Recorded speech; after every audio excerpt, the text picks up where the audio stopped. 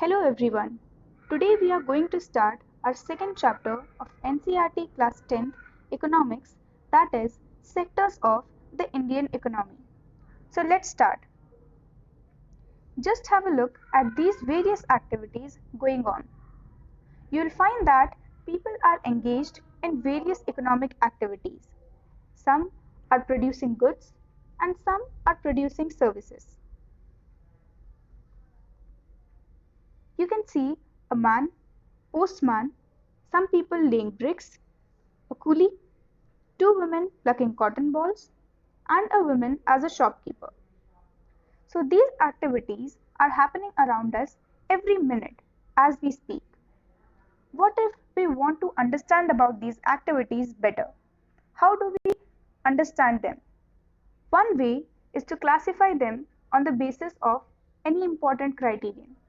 We can classify them using any important criterion, and there can be several ways of classification depending on the purpose, what one thinks is an important criterion.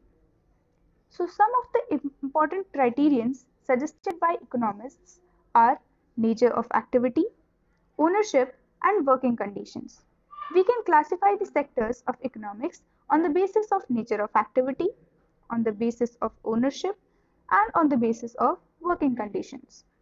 Now the question comes, what do we actually mean by sectors? What are these sectors? As I said, to understand the economic activities better, economic activities in the sense what we call jobs in our day-to-day language, job, livelihood, working, what all we do to earn some money. So when we want to classify those economic activities on the basis of any important criterion, the groups that will be formed after the criterion are known as sectors. These are our sectors of economy. So let's look at the classification one by one. We can classify them on the basis of these three important criterions. When you open your textbooks, you will not find this classification of sectors in the beginning of the chapter. But I use this classification in the beginning to give you an overview of the chapter to understand the chapter better. So let's see the classifications. On the basis of nature of activity, you can classify them as primary sector, secondary sector, and tertiary sector. And on the basis of ownership, you classify them as public and private sectors. And on the basis of working conditions, you have organized and unorganized sectors. So let's understand about each classification in deep. Starting with nature of activity. On the basis of nature of activity, we classified the sectors as primary, secondary, and tertiary sectors. Now we'll go through each sector one by one. Starting with primary sector. Let's understand this with an example. Take the example of cotton. When cotton is cultivated in a farmer's field, we need natural things for the cultivation of cotton. For example, natural factors like rainfall, sunshine, and climate. And the final product of cultivation of cotton is going to be cotton. So cotton is a natural product. So this activity, the cultivation of cotton activity, falls under primary sector. Let's take another example.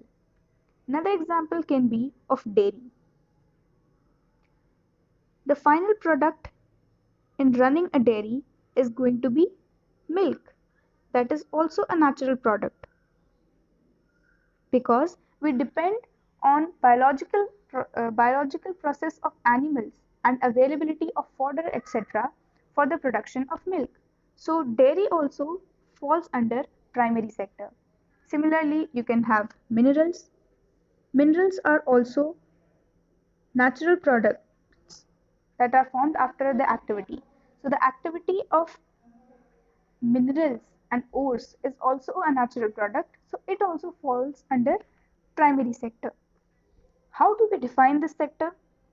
We can define this as when we produce a good by exploiting natural resources, It is an activity of the primary sector. Now the question can be, why primary? Why did we use the word primary? Primary because it forms the base of all other products that we subsequently make. And since most of the natural products we get are from agriculture, dairy, fishing, forestry, this sector is also known as agriculture and related sector. Some examples of primary sectors are agriculture, forestry, dairy, and fishing. So this was our first division on the basis of nature of activity. Let's move towards the second classification, that is secondary sector. Secondary sector is the next step after primary. Let's continue our example of cotton that we took for the explanation of primary sector. Cotton was produced in the primary sector as a final product of that activity.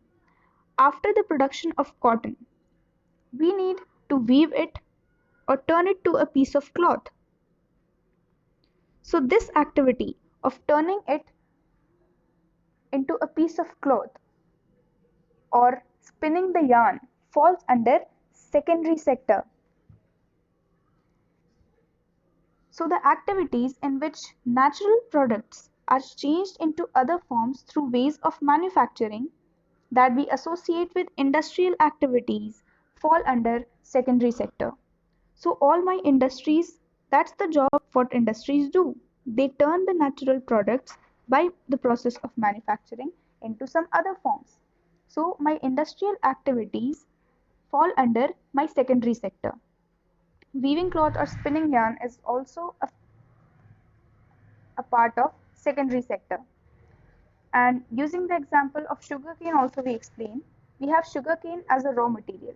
But when we want to make sugar or good from it, the activity will fall under your secondary sector because you are changing the natural product by the process of manufacturing into some other forms.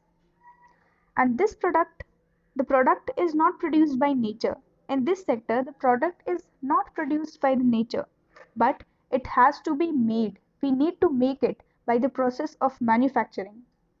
And since this sector is gradually associating with different kind of industries, that's what industries do. That's the main function of industries. So this sector is also called industrial sector. Let's see some examples of secondary sector. Examples of secondary sector are electricity production, manufacturing, construction, or mining and quarrying. All these are examples of secondary sector. After primary and secondary, there is a third category of activities that falls under tertiary sector. And this sector is quite different from the above two sectors that we discussed, because these are activities that help in the development of primary and secondary sectors. Let's stick again to our example of cotton. In the primary sector, we cultivated cotton. My final product was also a natural product. So the cultivation of cotton falls under primary activity. Then we turned the cotton into a piece of cloth. Where? In industries.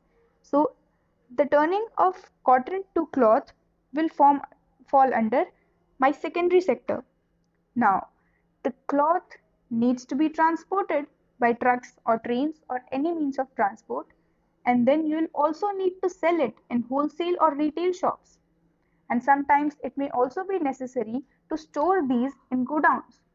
You may also need to talk to someone over telephone or send letters, or you may also require to borrow money. Talking other over telephones means communication, and borrowing money from banks means banking.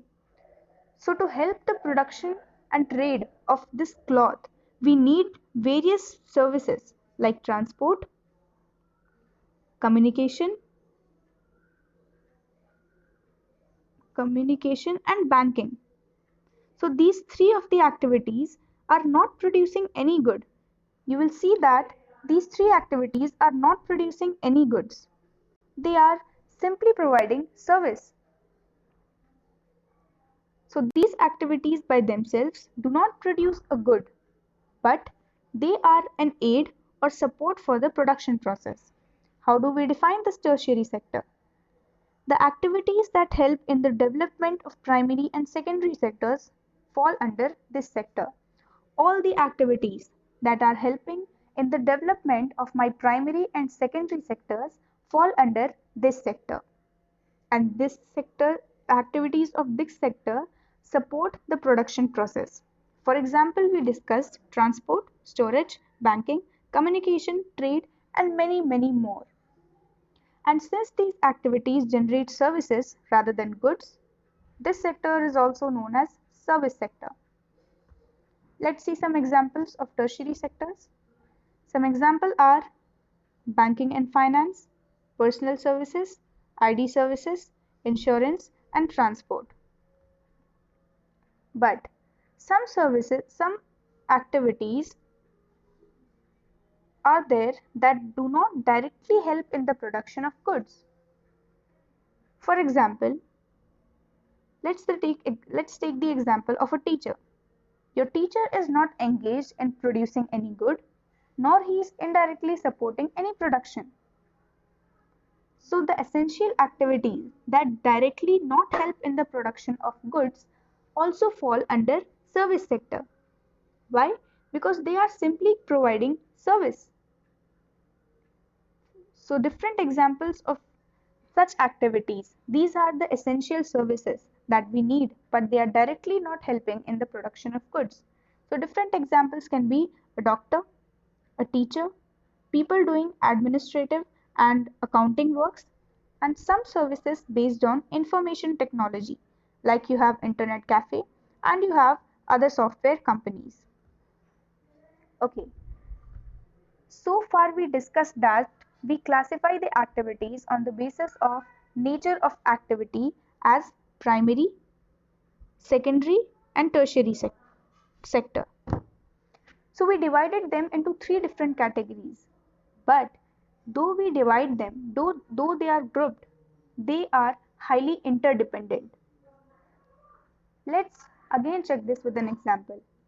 Imagine what would happen if farmers refused to sell sugarcane to a particular sugar mill. The sugarcane production of sugarcane by a farmer is falling under my primary sector, and my sugar mill is going to fall under secondary sector. This should be clear why we used farmers sugarcane in primary sector and why the sugar mill falls under secondary sector.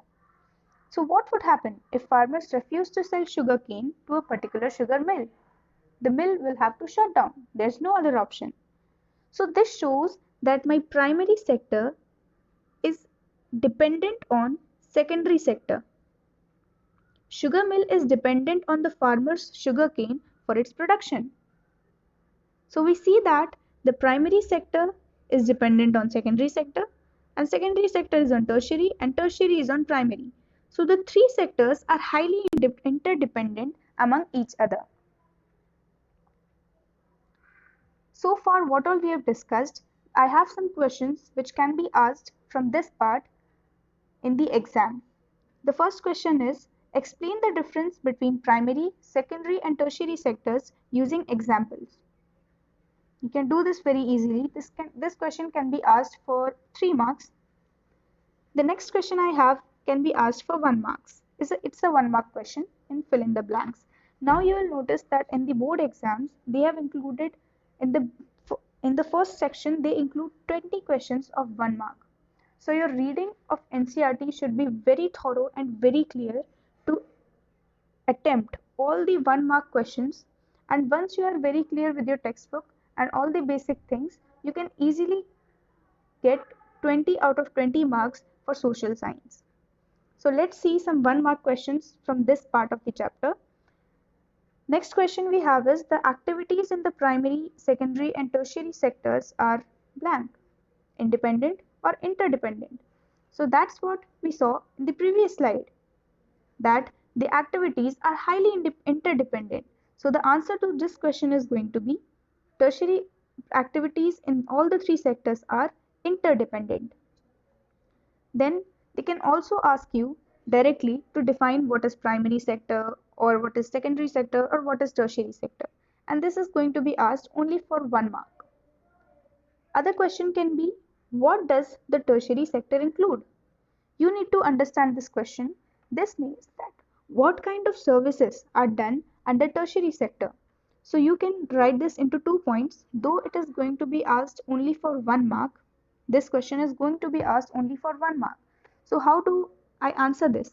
You can answer this in 2 points, that the tertiary sector includes all the services, all the activities that involve providing services, and it also includes all the activities that support my primary and secondary sector's production. This can be your answer, that the activities that are supporting my primary and secondary sector are falling under the tertiary sector. So the answer can be given in 2 points: services and activities that support primary and secondary sector's production. So this type of questions can be asked from the part we have learned so far. So in the next video, we'll be continuing the second subtopic of this chapter, that is comparing the three sectors, where we will get to know how the activities of these three sectors are, how we can count the goods and services, and know the total production in all the sectors. So this was the first part of sectors of the Indian economy. I'll see you in the next video. Thank you.